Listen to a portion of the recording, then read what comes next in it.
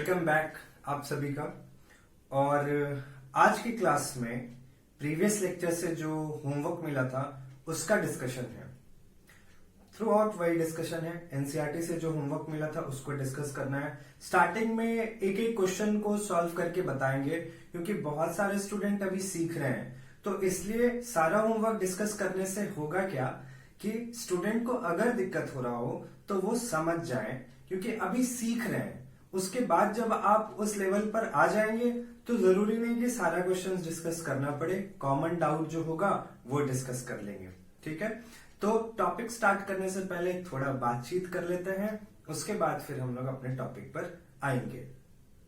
तो ये बताइए कि कैसा है, होमवर्क बन रहा है या नहीं बन रहा, या अभी भी दिक्कत हो रहा है। ठीक है, अगर किसी भी स्टूडेंट्स को ये लग रहा होगा कि स्टार्टिंग से 7 लेक्चर्स देखे, पूरा फंडामेंटल कॉन्सेप्ट क्लियर हो गया, अभी भी कहीं ना कहीं दिक्कत हो रहा है, तो होगा, कोई बात नहीं, होगा। जब मैं अपने टाइम जब होमवर्क मिलता था और बहुत मेहनत करने के बाद, बहुत याद करने के बाद भी जब नहीं होता था तो हाथ पटकते थे, कॉपी पटक देते थे कि अब भी नहीं हो रहा है तो कब होगा, इरिटेट हो जाते थे। तो ये कॉमन है, मेरे साथ खुद हुआ है, और जो सीख रहे हैं उनके साथ में भी शायद हो रहा हो, नहीं भी हो रहा हो। अगर हो रहा है तो आप अभी भी पेशेंस बना के रखिए। आप ये देखिए कि जितना भी क्वेश्चन आप सॉल्व कर रहे हैं उसमें कितना आपसे बन रहा है और कितना नहीं बन रहा है। अगर ज्यादा चांस ये दिख रहा है कि आपसे बन रहा है क्वेश्चन तो बहुत अच्छी बात है।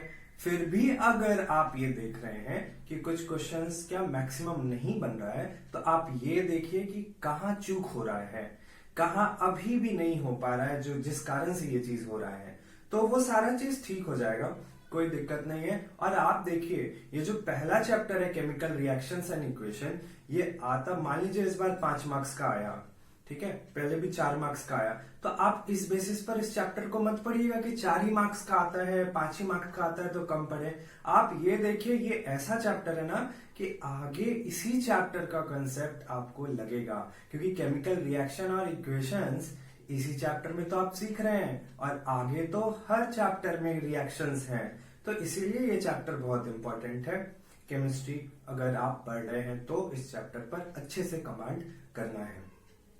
थोड़ा चीज ये बताना चाह रहे हैं, बहुत लोगों को पता नहीं चल पा रहा है वीडियो कब आ रहा है, साइंस का कब आ रहा है, मैथ्स का। ऐसा है तो आप सब्सक्राइब कर लीजिए चैनल, नोटिफिकेशन आ जाता है आपको, जिससे क्या होगा कि आपको पता चल जाएगा कि वीडियो कब आ रहा है, नहीं आ रहा है। जो भी चीज हो सकता है आप कीजिए ताकि लेक्चर मिस ना हो, ठीक है। और अगर डाउट होता है तो आप कमेंट सेक्शन में अपना डाउट दे सकते हैं, या नहीं तो आप गाइडेंस के जीमेल पर मेल कर सकते हैं, जो कि स्क्रीन पर अभी आपको दिख रहा होगा। चला जाएगा, फिर जल्दी लिख लीजिए, कोई बात नहीं, रोक कर फिर आप इसे लिख लीजिएगा, ठीक है। तो अभी जो सिचुएशन चल रहा है लॉकडाउन का, बहुत लोगों का पेशेंस खत्म हो रहा है, इरिटेट हो जा रहे हैं, कोई बात नहीं, सब हो जा रहे हैं, लेकिन यहाँ पर पेशेंस से ही काम लेना पड़ेगा, तो ही हर चीज संभव है। ठीक है, इरिटेट हो जाते हो जाइए गुस्सा, लेकिन तुरंत काम डाउन भी हो जाइए, क्योंकि आप देखिए आपको जिसमें फायदा है वो काम कीजिए। अपने पढ़ाई को देखिए कि किस चीज से आपका ज्यादा अच्छे से पढ़ाई हो सकता है। तो इसलिए जो होमवर्क सबमिट हुआ है हमारे ग्रुप में, व्हाट्सएप ग्रुप में, जो स्टूडेंट्स बहुत सिंसियरली अपना काम कर रहे हैं, अपने वर्क को सबमिट कर रहे हैं, पेशेंसफुली वो काम कर रहे हैं, बहुत अच्छा, उनको मैं थैंक यू बोलना चाहता हूं कि आप इस तरह से अपना वर्क करते रहिए। और मैं उन लोगों का नाम लेना चाहता हूं जो लोग अपना काम बहुत सिंसियरली कर रहे हैं। बॉयज में अगर नाम लें तो कुमार शिवम, सृजन, तोषित, शिवम कुमार, अभिषेक मंडल, ये बॉयज में बहुत सिंसियरली अपना होमवर्क कर रहे हैं, सबमिट कर रहे हैं टाइम पर। गर्ल्स में अगर बात करें तो स्नेहा दास, स्नेहा प्रिया, दिव्या, जागृति, ये स्टूडेंट अपना काम टाइम पे कर रहे हैं। बाकी स्टूडेंट्स भी कर रहे हैं लेकिन थोड़ा डिले कर रहे हैं, तो रिक्वेस्ट है, हम्बल रिक्वेस्ट है वैसे स्टूडेंट से कि टाइम पर अपना होमवर्क सबमिट कीजिए, आपके भलाई के लिए है। आप ये मत सोचिए कि घर में बैठने से क्या होगा, ऐसे तो पढ़ाई सिंसियर वे में हो नहीं रहा है, जब क्लासेस जाएंगे तो अच्छे से पढ़ेंगे, नहीं, नहीं हो पाएगा, बहुत लोड हो जाएगा सिलेबस का, टीचर्स को भी लोड होगा, स्टूडेंट्स को और ज्यादा लोड होगा। इसीलिए बहुत आराम से देखिए चीजों को आप इस तरह से कर सकते हैं। तो आप इस अपॉर्चुनिटी को मत खोइए, आप इसका फायदा लीजिए। जितना हो सकता है आप वीडियोस को देखिए, और बहुत अच्छा चीज है रिकॉर्डेड है सारा चीज। आपको अगर कभी दिक्कत हो बाद में भी आप इसको देख सकते हैं। तो इसलिए इस चीज का आप जो है फायदा उठाइए और अपने दोस्तों को भी बताइए जहां तक हेल्प हो सकता है। अब बोलेंगे सर हम तो खुद ही नहीं कर रहे हैं तो दोस्तों को क्या करेंगे, तो अरे तो कीजिए और बाकी लोग को भी मदद कीजिए। इस तरह से धीरे धीरे चीज हो जाएगा। तो आ जाते हैं हम लोग अपने टॉपिक पर आज, जो कि क्वेश्चंस दिए थे उससे रिलेटेड बात है। जो लेक्चर्स आज होगा वो सिर्फ होमवर्क से रिलेटेड सारा चीज हम लोग करेंगे। और जो नेक्स्ट हमारा लेक्चर होगा उसमें क्या होगा, बैलेंसिंग करना सीखेंगे हम लोग। वो बहुत इंपॉर्टेंट है, अभी तक हम लोग किए नहीं। नेक्स्ट क्लास हमारा बैलेंसिंग पर ही है। तो देखिए हमारा जो वीडियो आ रहा है ना सीक्वेंस में आ रहा है। अगर कोई वीडियो मिस कर गया, नहीं देख रहा है, तो उसको दिक्कत होगा। इसीलिए जो भी चीज है एकदम सीक्वेंस में चलिए। आप लोग भी, हम लोग भी सीक्वेंस में चल रहे हैं, मैथ्स भी साथ में चल रहा है, साइंस भी साथ में चल रहा है। ठीक है, आते हैं होमवर्क पर। तो एनसीईआरटी बुक आप लोग निकाल लीजिए, अपना होमवर्क को आप लोग कॉपी निकाल लीजिए। मैच हो जाएगा कि आप लोग जो बनाए हैं वो सही है या नहीं। सबसे पहला क्वेश्चन में अगर आते हैं तो सबसे पहला क्वेश्चन था आपका एनसीईआरटी पेज नंबर 6। पहला क्वेश्चन था why should a magnesium ribbon be cleaned before burning in air. ये प्रीवियस लेक्चर में डिस्कस हो चुका था कि मैग्नीशियम रिबन को जलाने से पहले क्लीन क्यों करते हैं। तो क्या था इसका आंसर, क्योंकि मैग्नीशियम रिबन पर एक प्रोटेक्टिव लेयर जम जाता है, सेटल हो जाता है उस पर, जिसका नाम है मैग्नीशियम ऑक्साइड, जिसके कारण मैग्नीशियम रिबन इफेक्टिवली नहीं बर्न हो पाता है। तो उस प्रोटेक्टिव लेयर मैग्नीशियम ऑक्साइड को हटाने के लिए हम लोग क्या करते हैं, सैंड पेपर का यूज करते हैं, रब कर देते हैं उसको और वो क्लीन हो जाता है। तो फिर सिर्फ मैग्नीशियम ही बर्न होता है और वो इफेक्टिवली बर्न हो जाता है। अभी इस क्वेश्चन में एक डिस्कशन और, मैक्सिमम स्टूडेंट यहाँ पर कंफ्यूज हो जाते हैं कि मैग्नीशियम ऑक्साइड का लेयर आ जाता है या मैग्नीशियम कार्बोनेट का आ जाता है। तो मैग्नीशियम कार्बोनेट नहीं बोलना है आप लोगों को, मैग्नीशियम ऑक्साइड का लेयर आप लोगों को बोलना है। हो सकता है बहुत बुक में आप देखते होंगे कार्बोनेट लिख देता है, लेकिन करेक्ट आंसर यहाँ पर आप लोग को मैग्नीशियम ऑक्साइड ही देना है, कार्बोनेट नहीं देना है। ठीक है ना। ऑक्सीजन भी जो है रिएक्टिव है और मैग्नीशियम मेटल में भी होकर रिएक्टिव है, तो जल्दी कंबाइन कर जाएगा ऑक्सीजन मैग्नीशियम के साथ। तो मैग्नीशियम ऑक्साइड का जो है लेयर उस पर आ जाता है। तो पहला क्वेश्चन तो प्रीवियस लेक्चर में ही डिस्कस कर दिए थे।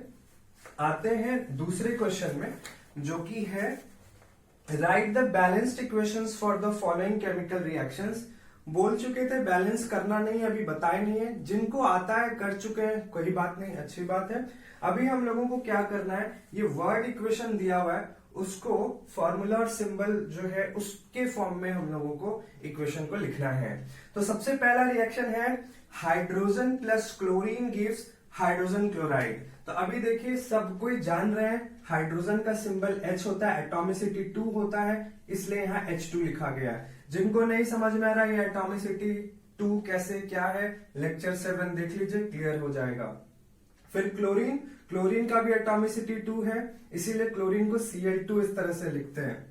मैक्सिमम स्टूडेंट कंफ्यूज होते हैं क्या कि इसका वैलेंसी यहां लिखा रहता है, नहीं, ये एटॉमिसिटी है।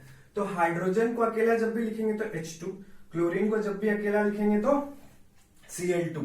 तो ये दोनों कंबाइन किया, लिख दिए। क्या दे रहा है, तो हाइड्रोजन क्लोराइड। अभी देखिए इसको आप जान चुके हैं प्रीवियस क्लास में, वैलेंसी 1, इसका भी वैलेंसी 1 कॉमन वैलेंसी, तो डायरेक्ट क्या लिख दिए HCl। जिनका भी ये है बहुत सही, करेक्ट है एकदम। नेक्स्ट आते हैं सेकेंड में। सेकेंड है बैरियम क्लोराइड। तो देख लीजिए यहां पर जब इस कंपाउंड का फॉर्मूला लिखेंगे तो वैलेंसी इंटरचेंज हो जाएगा, बैरियम का 2 तो इधर आ गया, क्लोरीन का 1 तो इधर, तो क्या हो गया BaCl2। फिर जो लोग यहाँ BaCl लिख दिए गलत हो जाएगा, इसीलिए ध्यान रखना है इस चीज का, जो कि पहले ही आपको प्रीवियस लेक्चर्स में सिखा चुके हैं ये सब चीज, ठीक है। नेक्स्ट है एल्यूमिनियम सल्फेट, सल्फेट का वैलेंसी 2 इधर आ गया, एल्यूमिनियम का वैलेंसी 3 इधर आ गया, तो ये हो गया एल्यूमिनियम सल्फेट। अभी फिर कहता है इसको क्या बोलते हैं, याद कीजिए प्रीवियस लेक्चर में एलएचएस में जो होता है उसको क्या बोलते हैं, रिएक्टेंट, और आरएचएस में जो होता है उसे क्या बोलते हैं, प्रोडक्ट। तो अभी यहां पर आप देखिए कि क्या है प्रोडक्ट में हमारा बैरियम सल्फेट BaSO4 दोनों का वैलेंसी 2, फिर एल्यूमिनियम क्लोराइड AlCl3 क्योंकि इसका वैलेंसी 3 इधर आ गया, ठीक, जिनका भी ये है वेरी गुड, एकदम सही है। थर्ड में आते हैं सोडियम, एटॉमिसिटी 1 होता है इसीलिए सिर्फ Na प्लस वाटर, जानते हैं सब कोई फॉर्मूला इसका। उसके बाद है सोडियम हाइड्रो ऑक्साइड, तो सोडियम हाइड्रो ऑक्साइड NaOH1 होता है दोनों का, और प्लस हाइड्रोजन, तो हाइड्रोजन को H2 लिखते हैं, H लिखेंगे गलत हो जाएगा इसीलिए H2। तो सेकेंड नंबर क्वेश्चन क्लियर हो गया। थर्ड नंबर क्वेश्चन में आते हैं, इसमें ये लिखा था बुक में, right a balanced chemical equations with state symbol for the following reactions. State symbols for the following reactions में एक चीज और है जो कि नेक्स्ट क्लास में हमारा होने जाएगा। बैलेंसिंग सीखने के साथ साथ हम लोग ये भी सीखेंगे how to make any chemical reaction more informative. तो उसमें हम लोग वो बात सीखेंगे, जैसे कुछ बात बताते हैं, अगर कोई भी प्रोडक्ट या रिएक्टेंट सॉलिड होता है तो ब्रैकेट में S लिख देते हैं सॉलिड के लिए, लिक्विड के लिए L लिख देते हैं, तो इससे और इंफॉर्मेटिव, इंफॉर्मेशन देने वाला हो जाता है रिएक्शन। तो ये सब चीज हम लोग का नेक्स्ट लेक्चर में हो जाएगा क्लियर। तो अभी हम लोग आते हैं यहाँ पर, सिंपली उसके फॉर्मूला में उसको लिखना है। तो फिर नेक्स्ट था बैरियम क्लोराइड, ये एकदम सही।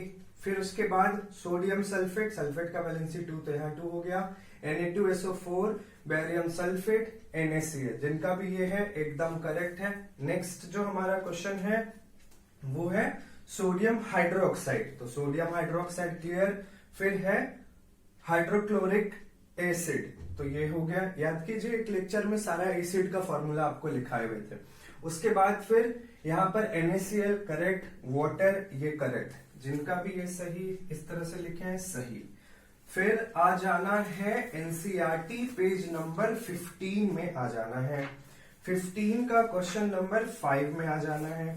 इसमें क्वेश्चन ये था, translate the following statements into chemical equations and then balance it. तो इसको केमिकल इक्वेशन में कन्वर्ट करना था। तो पहला क्या था, हाइड्रोजन गैस, तो उसके लिए क्या लिख दी H2, कॉम्बाइंस विथ नाइट्रोजन। जब ये स्टेटमेंट में बोलता है ना कि कोई भी चीज किसी के साथ कॉम्बाइन कर रहा है, मतलब जुट रहा है, तो अगर 2 रिएक्टेंट या 3 रिएक्टेंट को अगर आपको सेपरेट करना होता है तो प्लस से सेपरेट करते हैं, और अगर कभी बोलता है कॉम्बाइन कर रहा है मतलब जुड़ रहा है। और ऐसे भी देखिए आप समझते हैं ऐसे क्या हो रहा है, जुड़ रहा है ना। तो हाइड्रोजन गैस जो है वो किसके साथ कॉम्बाइन हो रहा है, नाइट्रोजन के साथ। 2 क्यों दिए हैं, क्लियर है ना, ठीक है। H2 प्लस N2 क्या दे रहा है, तो अमोनिया। ये देखिए आप लोग को फंडामेंटल केमिस्ट्री वाले उसमें बता चुके थे, अमोनिया का ये फॉर्मूला होता है। तो ये हो गया हमारा NH3। उसके बाद नेक्स्ट आते हैं हाइड्रोजन सल्फाइड गैस, तो H2S है ना। उसके बाद क्या कहता है, बर्न्स इन एयर। क्या बोले, कोई भी चीज एयर में अगर बर्न होता है तो ऑक्सीजन के प्रेजेंस में ही बर्न होता है। तो जब भी बर्न्स इन एयर बोले तो आपको O2 दे देना है, तो प्लस इसके प्रेजेंस में जल रहा है तो इसको ऐड जोड़ना है ना, तो प्लस O2। फिर जब प्रोडक्ट देगा तो उसके लिए एरो, और क्या है हमारा प्रोडक्ट स्टेटमेंट में, water and sulphur dioxide, water and sulphur dioxide, ठीक। नेक्स्ट आते हैं थर्ड, बैरियम क्लोराइड, करेक्ट, ऊपर भी यूज हुआ ये, एल्यूमिनियम सल्फेट, ठीक। उसके बाद फिर aluminium chloride and barium sulphate, correct है ये। नेक्स्ट पोटाशियम के प्लस वाटर H2O, क्या दिया, पोटाशियम हाइड्रोक्साइड एंड H2। तो ये जिनका भी इस तरह से है एकदम करेक्ट है, बहुत अच्छे से जा रहे हैं। किन्हीं का अगर 1-2 मिस्टेक हो रहा है कोई बात नहीं, होता है, अभी तो सीख रहे हैं, एक टाइम आएगा एक भी गलत नहीं होगा। तो अगर गलत होता है तो मायूस मत होइए, ये होता है स्टार्टिंग में, धीरे धीरे फिर ठीक हो जाता है, कोई दिक्कत नहीं है, ठीक है। तो अब जो हमारा होमवर्क है वो है कौन सा क्वेश्चन था, क्वेश्चन नंबर 7। तो इसको आप लोग जिनका करेक्ट है, ठीक है, जिनका ये है उसको ठीक कर लीजिए। तो यहाँ पर क्वेश्चन चेंज कर देते हैं, है ना, ताकि टाइम उतना ना लगे। तो चेंज कर देते हैं क्वेश्चन को। हाँ, तो देखिए यहाँ पर नेक्स्ट जो आपका होमवर्क था 7 और 8 का, वो यहाँ पर है। इससे टाइम बच जाएगा, आप लोग का मैच भी हो जाएगा। ये देखिए यहाँ पर सबसे पहला जो क्वेश्चन था 7A का, वो था कैल्शियम हाइड्रोक्साइड। तो ये देखिए हाइड्रोक्साइड का वैलेंसी 1, कैल्शियम का 2 होता तो 2 इधर आ गया, है ना। होल 2 क्यों दिए, सबको मालूम है, दोनों को 2 मिलना है, इसलिए ब्रैकेट में देखिए नीचे 2 लिखते हैं, ऊपर नहीं, ठीक है। तो calcium hydroxide plus carbon dioxide, तो CO2 क्या ये देगा, कैल्शियम कार्बोनेट, ये हो गया फॉर्मूला, वाटर, ठीक, मैच कर लीजिए। फिर बी वाले पार्ट में जिंक प्लस सिल्वर नाइट्रेट, दोनों का वैलेंसी 1, है ना। उसके बाद फिर क्या है, जिंक नाइट्रेट, तो ZnNO3, फिर क्या है, सिल्वर। तो ये देख लीजिए, आप बी वाले को मैच कर सकते हैं अगर जिनका ऐसा है, सही है। फिर सी वाले पार्ट में आते हैं aluminium Al plus copper chloride, copper का वैलेंसी 2, इसलिए यहाँ पर फिर एल्यूमिनियम क्लोराइड और नेक्स्ट कॉपर। फिर आ जाते हैं डी में बैरियम क्लोराइड, बैरियम का valency 2, BaCl2, potassium sulphate, barium sulphate, और ये पोटाशियम क्लोराइड, ठीक है। क्लियर, 7 वाला पार्ट हो गया। बैलेंस नहीं है, कोई बात नहीं, नेक्स्ट क्लास में बैलेंस ही होगा, यही सब बैलेंस करने देंगे, जितना भी क्वेश्चन सारा बैलेंस करके रख दीजिएगा आप लोग, हो जाएगा। फिर क्वेश्चन नंबर 8 में आते हैं। 8 वाले क्वेश्चन में फिर आपको क्या करना है, बैलेंस्ड केमिकल इक्वेशन लिखना है, और इसमें ये कहा गया था कि ये कौन सा टाइप ऑफ केमिकल इक्वेशन है वो भी बताना है। तो वो अभी हमारा नहीं हुआ है, जब वो कंप्लीट करेंगे तो ये फिर से हम लोग वो क्वेश्चन लाएंगे और यहाँ पर डिस्कस कर लेंगे। जिनको पता है ठीक है, लिख रहे हैं, कोई बात नहीं, अच्छी बात है, आप उसको लिखिए। ये देखिए, फिर नेक्स्ट क्या है, potassium bromide, next barium iodide, है ना, 2 इधर आ गया, इसका 2 वैलेंसी होता है, पोटाशियम आयोडाइड, बैरियम ब्रोमाइड, फिर जिंक कार्बोनेट, क्या दिया आपको, जिंक ऑक्साइड, कार्बन डाइऑक्साइड, फिर हाइड्रोजन क्लोरीन कंबाइन करके HCl, फिर मैग्नीशियम और HCl कंबाइन करके मैग्नीशियम क्लोराइड और हाइड्रोजन।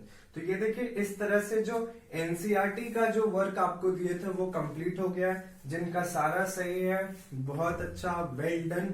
जिनका सारा सही नहीं है उनको भी वेल डन, क्योंकि एटलीस्ट बहुत हद तक बन तो रहा, जो पहले नहीं हो रहा था वो तो बन रहा है, इसलिए आगे भी होगा, कोई बात नहीं। जहां कोई मिस्टेक है उसको ध्यान दीजिए, फिर नेक्स्ट वो मिस्टेक रिपीट ना हो, ठीक है। एक होमवर्क और था, उसके बारे में भी हम लोग डिस्कस कर लेते हैं। तो ये जिनका कहीं पर गलत है उसको ठीक कर लीजिए, फिर वो वाले होमवर्क को भी यहाँ पर लिखते हैं।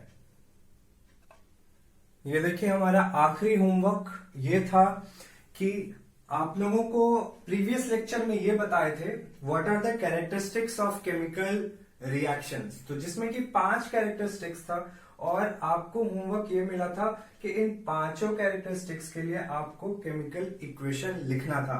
तो स्टेप बाय स्टेप डिस्कस करते चले जाते हैं, जिनसे ये नहीं हो पाया वो यहां से नोट डाउन कर लेंगे, लेकिन उससे पहले समझ लीजिए इवोल्यूशन ऑफ गैस। क्लियर था इसका मीनिंग? इवोल्यूशन मीन्स निकलना, रिलीज होना, लिबरेट होना।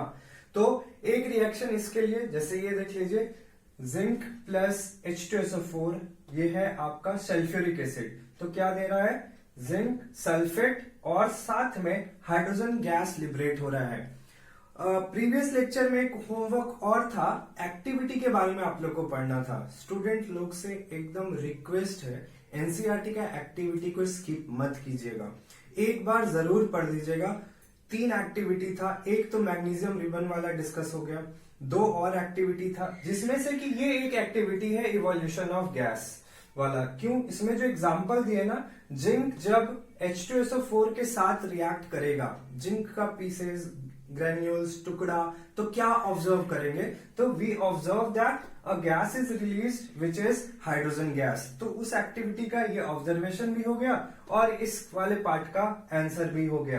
तो ये देख लीजिए एक ऐसा रिएक्शन जिसमें कि ये गैस रिलीज हुआ है। नेक्स्ट में आ जाते हैं चेंज इन कलर। अगर कलर भी चेंज होता हुआ दिखता है तो हम लोग क्या समझते हैं, क्या मानते हैं कि केमिकल रिएक्शन हो चुका है। तो उसके लिए एक एग्जांपल आपके एनसीईआरटी बुक से ही है, ये है सिल्वर क्लोराइड। इसका कलर व्हाइट होता है। जब आप इसको लाइट के प्रेजेंस में रखेंगे, सनलाइट के प्रेजेंस में अगर रख देंगे तो ये ब्रेक हो जाता है और Ag और Cl2 में यानी क्लोरीन में कन्वर्ट हो जाता है। फिर देखिए कलर व्हाइट से क्या हो जाता है, ग्रेइश व्हाइट।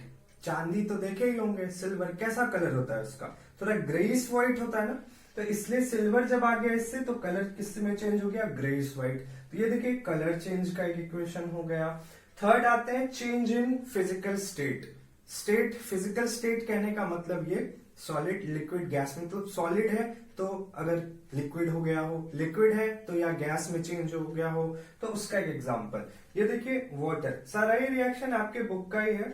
वाटर किस स्टेट में रहता है, लिक्विड स्टेट में। इलेक्ट्रोलाइसिस कर दिए इसका, जिनको नहीं पता शॉर्ट में समझ लीजिए। इसमें इलेक्ट्रिसिटी सप्लाई कर दिए हैं तो ये क्या हुआ, ब्रेक हो गया। किसमें, हाइड्रोजन और ऑक्सीजन। आपको मालूम होगा ये दोनों ही गैसियस स्टेट में होते हैं। तो देखिए स्टेट चेंज हो गया, लिक्विड से गैसियस स्टेट में आ गया। नेक्स्ट आ जाते हैं फॉर्मेशन ऑफ प्रेसिपिटेट। इसके बारे में बता चुके थे, ये इनसॉल्युबल सब्सटेंस है जो सॉल्यूशन में सॉल्युबल नहीं होता है। तो ये देखिए ये वाला जो फिर रिएक्शन है ये आपका एक सेकेंड वाला एक्टिविटी का ये क्वेश्चन है। उसमें था कि जब पोटाशियम आयोडाइड और लेड नाइट्रेट को अगर मिक्स करते हैं तो क्या ऑब्जर्व करते हैं। तो ऑब्जर्व यही करते हैं कि जब ये दो आपस में कंबाइन करता है तो एक प्रेसिपिटेट फॉर्म कर जाता है। मींस ऐसा चीज जो सॉल्युबल नहीं हो पाया सॉल्यूशन में, नीचे सेटल डाउन हो जाता है। और ये देख लीजिए डाउनवर्ड एरोस का मतलब होता है कि वो नीचे सेटल डाउन हो गया प्रेसिपिटेट के लिए। अपवर्ड एरो का मतलब होता है कोई गैस अगर है तो वो ऊपर चला जाएगा, रिलीज होगा, इसलिए अपवर्ड एरो से इंडिकेट करते हैं। तो यहां से आप देख लीजिए कि ये प्रेसिपिटेट का फॉर्मेशन यहाँ पर हुआ है इस रिएक्शन में। ये सब कैसे प्रोसीड होता है कि रिएक्टेंट या प्रोडक्ट क्या होगा, हम लोग आगे क्लास में ये सब डिस्कस करेंगे। फिर लास्ट आता है चेंज इन टेम्परेचर। अब अगर ये भी कहीं दिखता है तो क्या मानते हैं कि केमिकल रिएक्शन हो चुका है। जान के ये रिएक्शन हम दिए मैग्नीशियम रिबन को बर्न करने वाला, क्योंकि सबको ये पढ़ लेते हैं लेकिन हीट भी रिलीज हुआ है। क्योंकि जब आप मैग्नीशियम रिबन को बर्न करेंगे ना तो डेजलिंग फ्लेम था, याद है ना, एक्सेसिव लाइट प्रोड्यूस होता है, जिसके कारण क्या होता है, थोड़ा हीट भी प्रोड्यूस होता है। इसीलिए बोला जाता है जब मैग्नीशियम रिबन को बर्न किया जाता है तो या तो आप कोई स्पेक्टिकल पहन लीजिए, है ना, या फिर आप थोड़ा दूर रहिए, डायरेक्ट कांटेक्ट आंख का मत होने दीजिए उस पर, आंख उससे ज्यादा इंटेंसिटी ऑफ लाइट चला जाएगा। तो साथ ही साथ थोड़ा हीट भी रिलीज होता है ना। ये सब पढ़ेंगे हम लोग आगे कि एक्सोथर्मिक रिएक्शन कहते हैं उसको, ये सब भी आएगा। बैलेंसिंग नहीं कर रहे हैं, मालूम है ना क्यों, क्योंकि नेक्स्ट क्लास में हम लोग का वो डिस्कस होने वाला है। तो यहां से देखिए सारा ही होमवर्क कंप्लीट हो गया। जिनका नहीं हो पाया था ये नोट डाउन कर लेंगे, और नहीं हो पाता है तो लेक्चर्स सुनिए, सीखिए, ताकि एग्जाम में आए तो आप उसको लिख पाए। तो ये वाला जो टॉपिक है हमारा आज का जो था ये यहीं पर खत्म होता है। तो इसी तरह से आप लोग अपने वर्क को ऑनेस्टली करते रहिए और अपने काम में हमेशा ऑनेस्ट रहिए। एकदम टाइम पर कंप्लीट कीजिए, किसी भी दिन मिस मत कीजिए, इसका रिजल्ट आपको जरूर मिलेगा, है ना। ठीक है, इसी तरह से कंप्लीट करते रहिए, ऑनेस्ट रहिए, और कुछ भी दिक्कत हो कमेंट कीजिए और मेल भी कर सकते हैं। ठीक है, कोई दिक्कत नहीं है। ठीक, घर पे रहिए, मस्त रहिए, अच्छे से रहिए और अपना काम ऑनेस्टली करते रहिए। तब तक के लिए thank you. Thank you all of you. To get the notification from our channel, please subscribe our channel.